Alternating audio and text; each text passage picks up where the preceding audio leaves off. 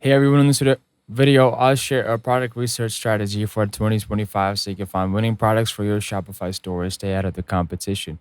First, look for products solving new or trending problems. Use tools like Google Trends, TikTok, and Instagram Reels to spot products going viral or getting lots of engagement right now.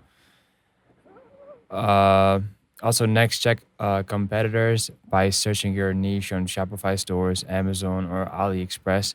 Look for products with lots of recent orders and positive reviews, but avoid markets that are already oversaturated.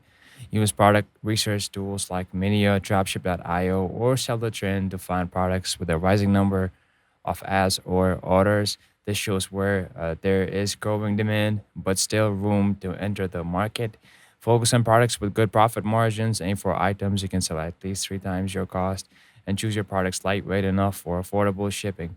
Finally, test interest by running small ad campaigns or posting organic videos on TikTok or Instagram. Quick feedback will tell you if a product has real potential before you invest more. That's it. With this strategy, you can find winning products for 2025 and build a successful Shopify store. Thanks for watching. Like, comment, and subscribe for more quick Shopify tips.